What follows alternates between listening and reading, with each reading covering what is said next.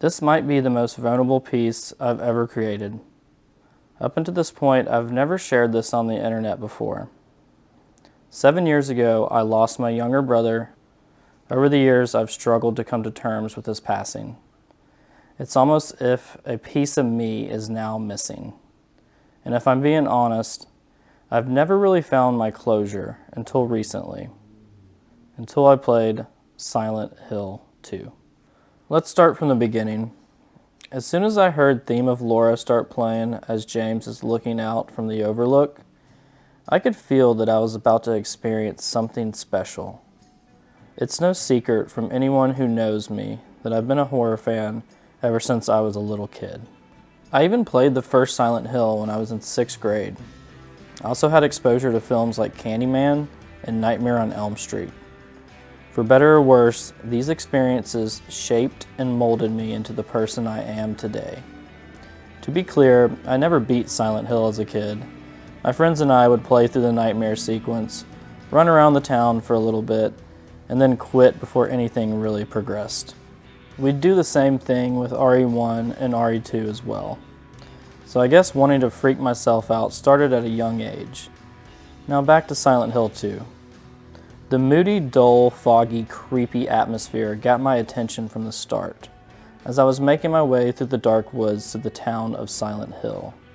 I really felt like I was on this journey with James.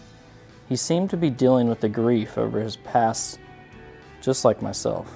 I have to give credit to Silent Hill 2's music producer/composer, Akira Yamaoka, for finding a way to pull different emotions out of me while I was playing. It's so hauntingly beautiful, and a true testament to this man's great skill. Here, let me give you some examples. One moment you dread entering a certain room because of the nightmarish sounds around you.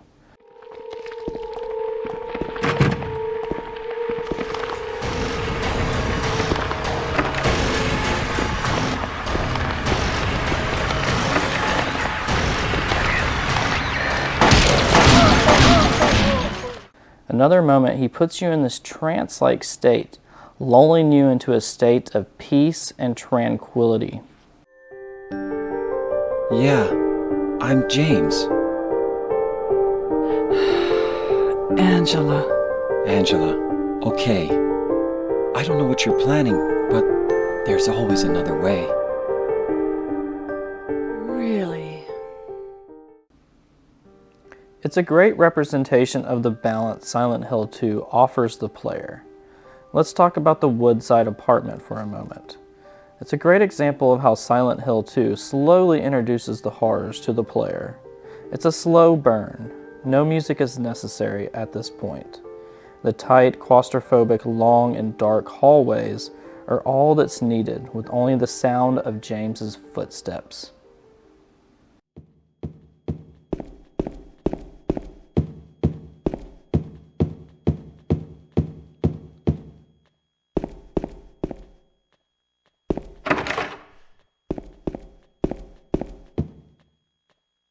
And the monsters lurking in the shadows.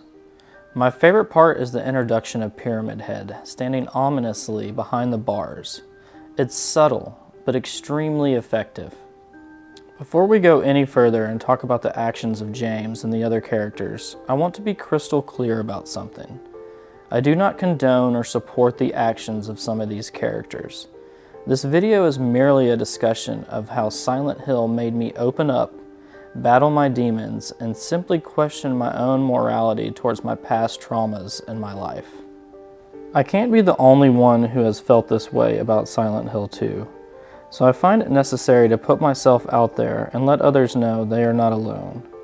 Maybe I'm just like James. I have to put myself into the darkness to punish myself for my own sins and wrongdoings. We must go through the darkness in order to find the light. Maybe that's why I find this strange comfort in horror games or movies.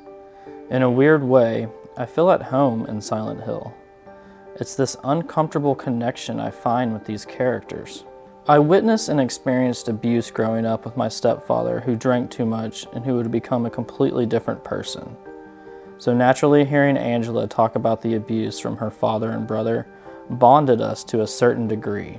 Eddie is insecure about his weight and physical appearance, so it made me think about my own insecurities, like my height, and having bags under my eyes in my early 20s because of my sleeping disorder. James seems to struggle with the loss of his wife, which makes me think about losing my younger brother. I used to question myself about moving away from home when he needed me the most. Am I being selfish? If I stayed, maybe I could have been there for him and helped a little bit more than I did. As the years have passed, I've learned to not be so hard on myself. I stopped questioning myself, and though I will always miss my brother, I can finally say I'm at peace with it.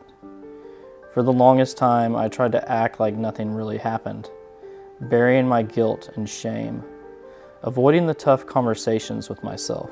Silent Hill 2 honestly helped me have those conversations and seek the truth. This isn't meant to be a sad story, so please allow me to finish. I'm grateful for my journey with James Sunderland, for helping me find the light and forgive myself. For years, I often struggled with depression, anxiety, drug abuse, and alcoholism, desperately trying to mask my own issues. And honestly, I still do. But now, I'm in a much better place. I got married to my now beautiful wife last September. I have a solid foundation and support system with my local church.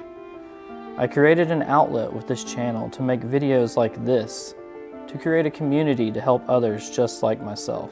I still think I drink a little too much at times, but I'm getting a lot better at managing and limiting it. One vice at a time, you know?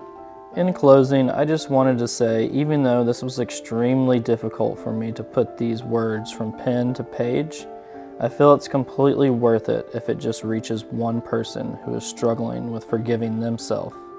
I want to let you know you are worth it, and you are enough.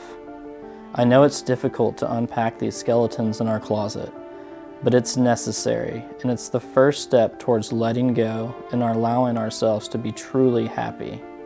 You are not alone. Lean on those around you. Ask for help. It's okay. I hope this video finds you and helps you in some sort of way. If so, I did my job.